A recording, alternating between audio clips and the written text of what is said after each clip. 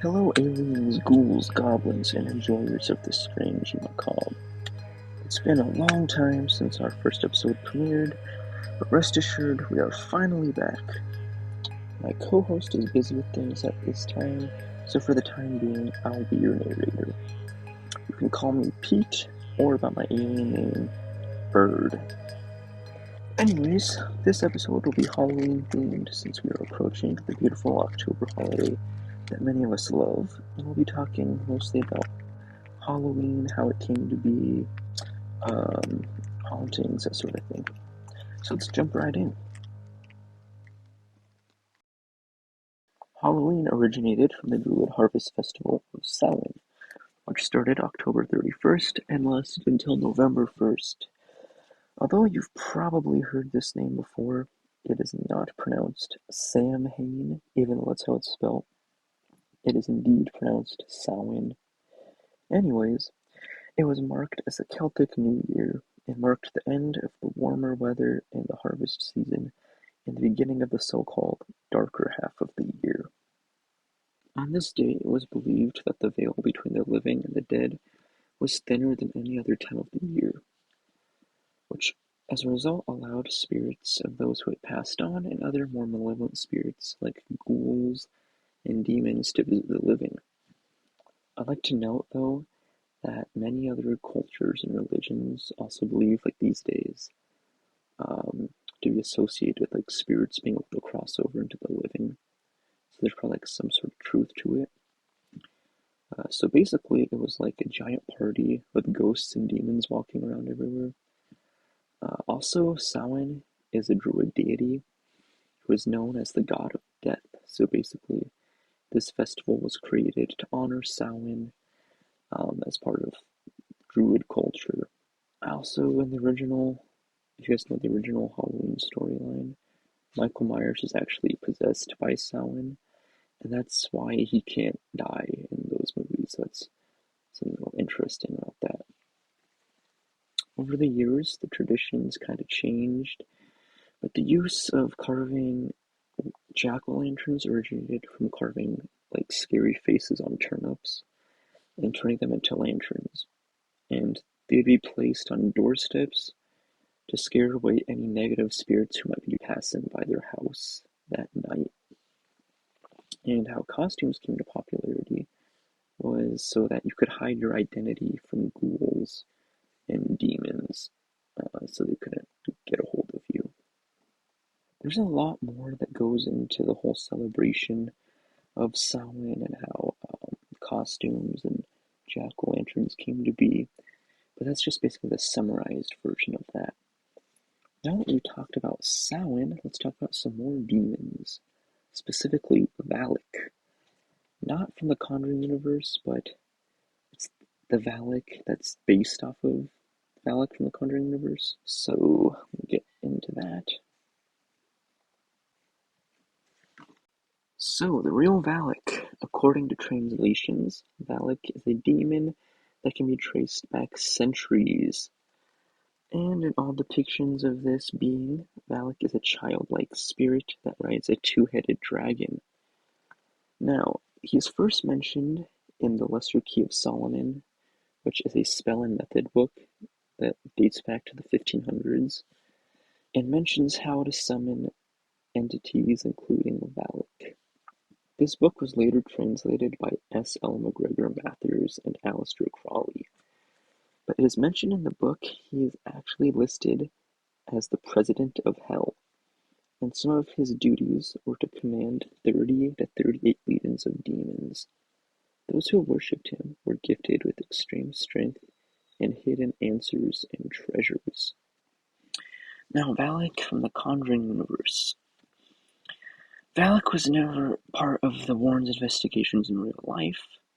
However, Lorraine Warren said she was haunted by a tall black vortex that she described as looking like a cloaked being. James Wan took Valak and turned him into the form of a nun, so that way it would correlate the storyline for the movies since the Warrens were devout Catholics. Valak was very interesting, but yeah, let's jump into the next part.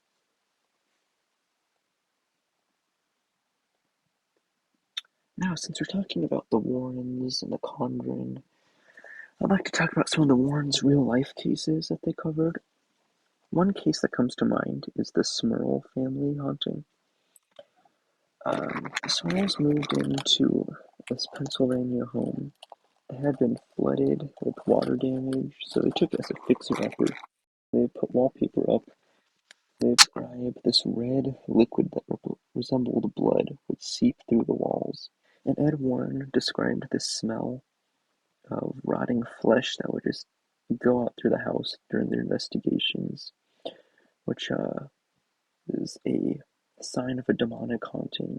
One thing that comes to mind, though, was that they described scenarios of Jack and Janet Smurl being assaulted sexually by spirits. So that's kind of a weird fact about that. I can't imagine that happening. There's one scenario that happened with Jack Smurl. He was on the couch, he said, watching a baseball game, and he was assaulted by a succubus. He later claimed that while he was attempting to say the rosary, the spirit dragged him into his bedroom. Some nights they would hear moans and blood-curdling screams throughout their house. The spirits that they were being haunted by would follow them wherever they would go. But yeah, let's jump into the next part of the episode. Now, this next story isn't one you'll find on the internet. Now, I live in a small, secluded, mountainous town in California. It's about 40 miles from Bakersfield. Anyways, this story takes place, I believe, in the 1990s on Halloween night. So there was this family that was on their way to a Halloween party in which the children would spend the night. They were driving on a dark, desolate, two-lane highway that exits the town. I want to say they encountered a drunk driver approaching from the opposite direction, and which resulted in a head-on collision. Sadly, many members of the family, if not the entire family, had been killed in the crash. Many years later on Halloween night, a man driving home on this stretch of road had spotted a little girl walking on the side of the highway at night. He pulled over and asked if she needed help. She stated that she needed a ride home, so he told her he could drop her off. She got in the back seat of his car. They were just making small talk back and forth, and the driver would look up through the rear view, and he would see her just to make eye contact while they were talking. He looked back down at the road, and he was saying something. He looked back up into the rearview mirror, but suddenly the girl had vanished. He pulled over to check the back seat. However, she was nowhere in sight. The next morning, the driver looked in his car, and on the back windshield, he saw a little girl's handprint pressed on the window. To this day, many drivers say around this highway, you'll see a little girl standing on the side of the road by herself, or a light mist on the road where there are no clouds in sight. Or in some cases, people have even stated of spotting the little girl sitting in the back of their car. Now, that's a creepy story. I remember hearing that as a little kid on Halloween night. My family and I would go trick-or-treating, and someone in my family would tell that story in the car. And this road is really eerie because there's no street lights at all to light it up, so you're literally only using the light of your headlights at night to brighten up the road. Just driving on it, even without knowing the story, gives you an eerie sensation of dread and like uncertainty, because it's so dark you can't see very much on this road, and you're surrounded by mountains and hills. It's really just a creepy little vibe it gives off. Now, the background of that story, it actually happened. It isn't just a legend. a family actually had crashed on Halloween night, um, resulting in death. I can't remember exactly what happened. Some of the details are kind of blurry, whether if it was a head-on collision or if someone driving had been drinking, but it's a very creepy, eerie story to hear when you're about 6 years old after going trick-or-treating. Alright, that's about it for today's episode. Kind of a short episode. I hope you guys like it.